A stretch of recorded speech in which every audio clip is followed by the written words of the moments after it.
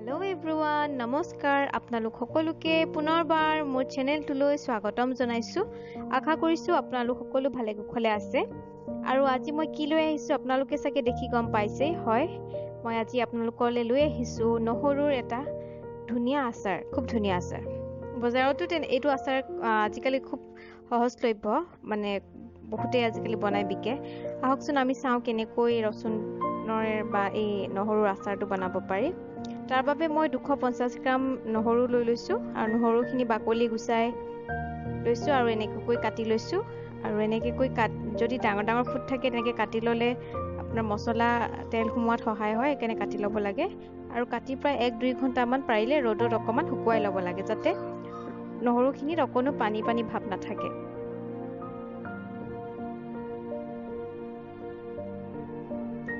এতিয়া আমাক এই নহৰু আচাৰৰ বাবে গোটা মছলা যি লাগিব হেয়া মই লৈ লৈছো আপোনাৰ শুকান জলকীয়া কেইটামান গোটা ধনিয়া বগা সৰিয়হ মেথি গুটি কলা জিৰা আৰু অলপমান চফ আৰু গোটা জিৰা আৰু এতিয়া মই এখন কেৰাহী গৰম কৰি লৈছো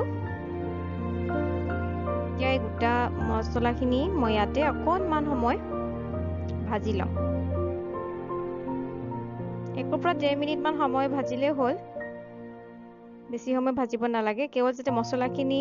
হেমেকা হৈ নাথাকে হেমেকা ভাৱটো নাথাকে তেনেকুৱাকৈ অকণ গৰম কৰি ল'লে হৈ গ'ল আৰু এইখিনি গৰম হোৱাৰ পিছতে মই মিক্সাৰ গ্ৰাইণ্ডাৰত লৈ পিহি ল'ম আৰু মছলাখিনি বেছি খুব মিহিকৈ পিচিব নালাগে অকমান গোটা গোটা হৈ থাকিলেও একো কথা নাই তেতিয়া আচাৰটো খাবলৈ ভালহে লাগে অকমান বেছিকে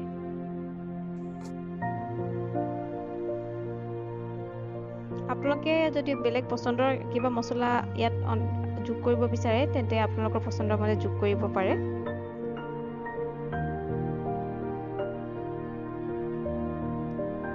এতিয়া মই একেখন পেনে গৰম কৰি লৈছো গৰম কৰি তাত মিঠাতেল ঢালি লৈছো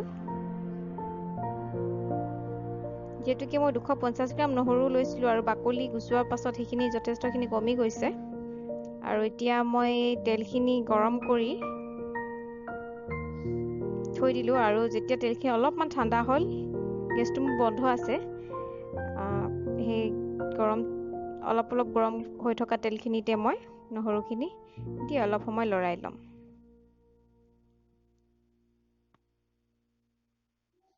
আৰু মই ইয়াতে এতিয়া দি দিম নিমখ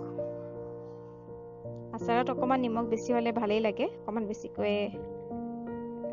দি দিছো আৰু তেতিয়া আচাৰটো অলপ বেছি দিন হলে ভালে থাকে হালধি দি দিছো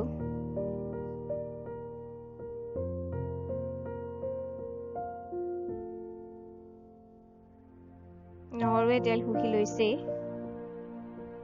এতিয়া মই পিহি লোৱা গৰম যোনখিনি গোটা মছলা আছিলে মছলাখিনি দি দিছো গোটা মছলাখিনি দি দিছো পিহি লোৱা আৰু ইয়াত দি দিছো আপোনাৰ কাশ্মীৰী ৰেড চিলি পাউডাৰ যাতে আচাৰখিনি ৰং ধুনীয়া হয় অকণমান জালুকৰ গুড়া দিছো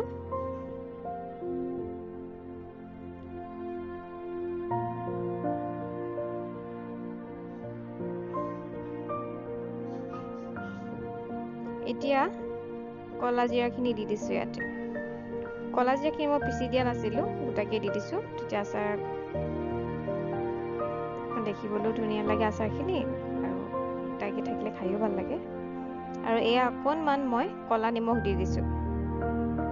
কলা নিমখটো সোৱাদৰ কাৰণে এই আচাৰখিনি টেষ্টটো অকণমান ভাল কৰি দিয়ে আৰু এয়া দেখিছে নহৰুখিনিয়ে তেল মছলা শুহি লৈছে ভালেখিনি যদি আপোনালোকৰ তেল বেছি কমি যায় তেন্তে আকৌ অলপ তেল গৰম কৰি পিনে ঠাণ্ডা হ'বলৈ দি ইয়াত ঢালি দিব পাৰে এতিয়া মই ইয়াতে অলপমান ভিনেগাৰ দি থৈ দিম যাতে আচাৰখিনি অলপমান বেছি দিনলৈ ভালকৈ থাকে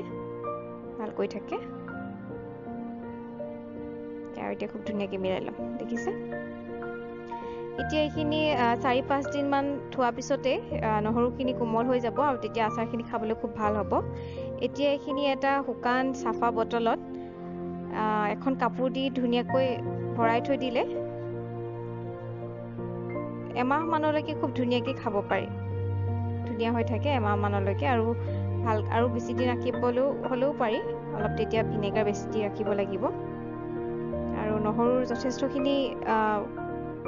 বৈশিষ্ট্য আছে যথেষ্টখিনি ঔষধীয় গুণ আছে সেইকাৰণে কম বেছি পৰিমাণে আমাৰ খাদ্যত নহৰুটো থাকিবই লাগে